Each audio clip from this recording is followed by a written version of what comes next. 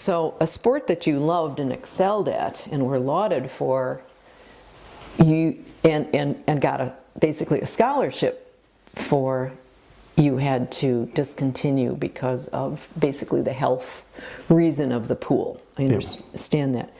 So two issues. You've got the financial, what happened there, and then the loss of something you enjoyed to do.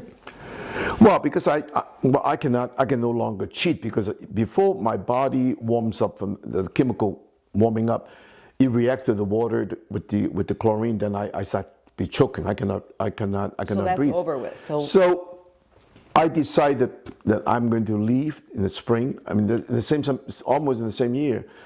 But I have forgotten during the time in the spring I was playing outdoor soccer with some of the players. We just played, just kicking the ball. Platteville? Right, at Platteville.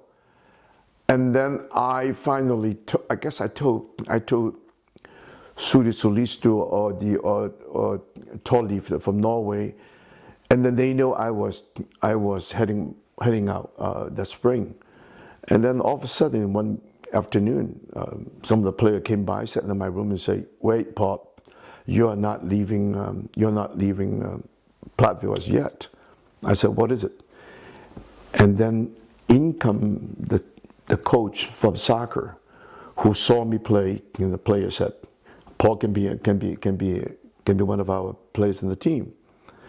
And just at that moment, not knowing if I'm going to go back to Brazil or quit heading to Europe, not being able to go back to Brazil and face my family or here or there, and then that ended up having me playing for Platteville, so varsity soccer, for the next 3 years. And also, it's very interesting in the history of the Wisconsin soccer history. University of Wisconsin-Platteville was one of the first varsity sports among the entire school system. Mm-hmm. So I played 3 years with my college pal from Germany, Helmut Bock, who was in my fraternity, who became a lifelong friend. Lives in Milwaukee. He's from Milwaukee, and he played at the Marquette High School, and then we both played at Platteville. And in the spring of '72, when I was graduating, our assistant coach from England, Tony Davis, took me and him. We went into Madison to play a few games for the team called 56ers. And again, just by sheer coincidence, we become one of the early paid semi-pro soccer players. And the years following, we moved to Milwaukee, and I played for the Helmut and his team, the Bavaria. And just funny, you look at all the teams in Polonia, United Serbia, Bavaria, and I'm the only Chinese in the entire team of the Europeans. But this is part of the cultural diversity I have from Latin America, Brazil, and also in that 4 years in college, my engagement is my summertime soccer team in Chicago with the Hispanic, the Mexican teams. And when I have a double major, psychology and Spanish, and also my Spanish has since improved with the workers, along with the Mexican players I shared in Sao Paulo in the parks. And your soccer team at UW-Platteville, which was Platteville State University at the time, you all became quite good friends, even lifetime friends. Oh, absolutely. Sulisto is from Indonesia. Tolly is from Norway. Pepe Bruzet is from Peru, and then we have Salaya Julian from Bolivia. And then we have a wonderful team with Amar Sandhu from Kenya, who was a Sikh, and then the Iranian players. It was very rich. Well, the soccer team plus the international club would become very good friends with the students. Eventually, I become the International Speakers Bureau, sponsored by the history department from Dr. DiMaglio. The whole undergraduate atmosphere was most positive, with the exception that I carried some 28 credits in engineering, D's and F's, not knowing when to drop, or that I can bring grade point average, but that gave me the motivation eventually to want to finish my master's on a trial basis, just to overcome that part of academia.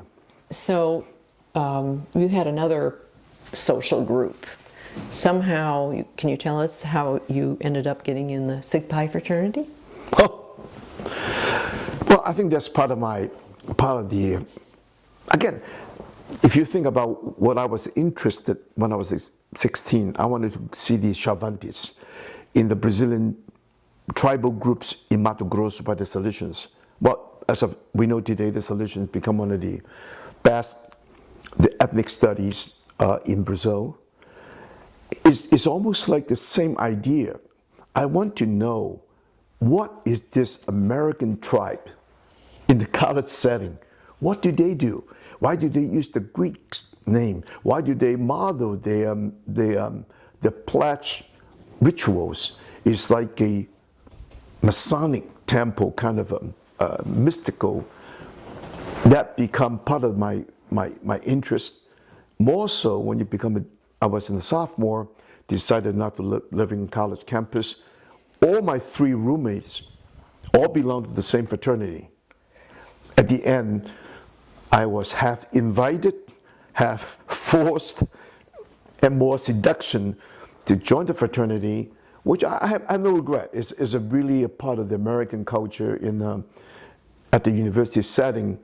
It's almost like I joined the Chavante groups in Brazil, or the Yanomamis up in Venezuela.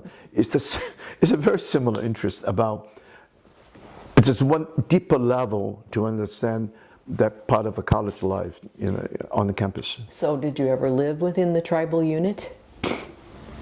Yes, most unfortunately. Fortunately and unfortunately, when I promised I have a room to myself, spacious, just as big as my private apartment, the earliest spring, when I came back in the fall, there's no room, there's no shower, there's an open basement.